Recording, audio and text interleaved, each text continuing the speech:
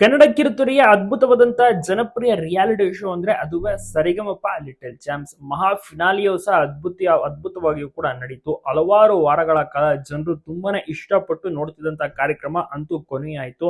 ಸಂಗೀತ ಪ್ರಿಯರಿಗೆ ಈ ಒಂದು ಕಾರ್ಯಕ್ರಮ ಅಂದ್ರೆ ಸಿಕ್ಕಾಪಟ್ಟೆ ಇಷ್ಟ. ಚಿಕ್ಕವರಿಂದ ಹಿಡಿದು ದೊಡ್ಡವ್ರ ತನಕ ಎಲ್ಲರೂ ಕೂಡ ಇಷ್ಟಪಟ್ಟು ನೋಡ್ತಾರೆ. ಅದರಲ್ಲೂ ಇದು ಲಿಟಲ್ ಚಾಂಪ್ಸ್ ಬಾಲ ಪ್ರತಿಭೆಗಳ ಒಂದು ಅದ್ಭುತವಾದಂತಹ ಸಮಾಗಮ. ಆದ್ರೆ ಈಗ ಕೊನೆಗೂ ಗೆದ್ದಿದ್ದು ಮಂಗಳೂರಿನ ಅಶ್ವಿತ್. ವಿನ್ನರ್ ಪಟ್ಟವನ್ನ ಮುರುಗೇಡಿಸಿಕೊಂಡಿದ್ದಾರೆ.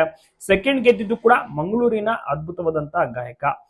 ಗಾಯನದ ಜೊತೆಗೆ ತುಂಬಾನೇ ಅದ್ಭುತವಾದ ಒಂದು ಏನು ಎಕ್ಸ್ಪ್ರೆಷನ್ ಆಗಿರಬಹುದು ಎಲ್ಲವನ್ನೂ ಕೂಡ ಜನರು ಕಣ್ತುಂಬಿಕೊಂಡಿದ್ದಾರೆ. ಸರಿಗಮಪ ಲಿಟಲ್ ಚಾಂಪ್ಸ್ ನ ಚಾಂಪಿಯನ್ ಆಗಿ 20 ಲಕ್ಷ ರೂಪಾಯಿ ಸಹ ನಗದು ಬಹುಮಾನವನ್ನು ಸಹ ಗೆದ್ದಿದ್ದಾರೆ. ಗಾಯಕಿ ಇಂದು ನಾಗರಾಜ್ ಅವರ ಮಾರ್ಗದರ್ಶನದಲ್ಲಿ ಅವರ ಟೀಮ್ ನಲ್ಲಿ ಅಶ್ವಿತ್ ತುಂಬಾನೇ ಚೆನ್ನಾಗಿ ವಿಜಯಶಾಲಿಯಾಗಿದ್ದಾರೆ. ಟ್ರೋಫಿಯನ್ನು ಕೂಡ ಪಡೆದುಕೊಂಡಿದ್ದಾರೆ. ಹೌದು, ಕೊನೆಯ ಹಂತದಲ್ಲಿ ರೋಚಕವಾದಂತಹ ಒಂದು ಕದನ ಅಂದ್ರೆ ಆಡ್ತಾರಲ್ಲ ಅಂದ್ರು ತುಂಬಾನೇ ರೌಂಡ್ಸ್ ಗಳಿರುತ್ತೆ ಗ್ರ್ಯಾಂಡ್ ಫಿನಾಲಿಯಲ್ಲಿ. ಸೊ ಅದನ್ನೆಲ್ಲವನ್ನು ಕೂಡ ಮೆಟ್ಟಿ ನಿಂತು ತುಂಬಾ ಚೆನ್ನಾಗಿ ಆಡಿ ರೋಚಕವಾಗಿಯೂ ಕೂಡ ಗೆದ್ದಿದ್ದಾರೆ ಅಶ್ವಿತ್ ರಾಯ್. ನಂತರ 2ನೇ ಸ್ಥಾನವನ್ನ ಪಡ್ಕೊಂಡಿದ್ದು ಮಂಗಳೂರಿನ ಅಚಿಂತ್ಯ ರೈ. ತುಂಬಾನೇ ಅದ್ಭುತ ಮಿಮಿಕ್ರಿ ಮತ್ತೆ ಗಾಯನ ಎಲ್ಲವನ್ನೂ ಕೂಡ ಹಾಡುವಂತಹ ಸೂಪರ್ ಸಿಂಗರ್ ಅನ್ಬೋದು ಅಚಿಂತ್ಯ ರೈ. ನಂತರ 3ನೇ ಸ್ಥಾನವನ್ನ ಸಹ ಪಡ್ಕೊಂಡಿದ್ದು ಮಹಾನ್ಯ, ಉತ್ತರ ಕನ್ನಡದ ಪ್ರತಿಭೆ.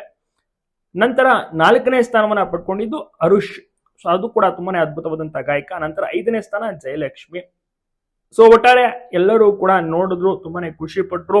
ಸುಮಾರು 3-4 ತಿಂಗಳ ಕಾಲ ಈ ಒಂದು ಸರಿಗಮಪ ಬಂತು. ಜನರಿಗೆ ಈಗ ತುಂಬಾನೇ ನಿರಾಸೆ, ಮಿಸ್ ಮಾಡ್ಕೊಳ್ತಾ ಇದ್ದಾರೆ. ಇನ್ನು ಮುಂದೆ ಗಾಯನ ಇರೋದಿಲ್ಲ ಅಂತ. ಬದಲು ಇದರ ಜೊತೆಗೆ ಬೇರೆ ರಿಯಾಲಿಟಿ ಶೋಗಳು ಬರುತ್ತೆ.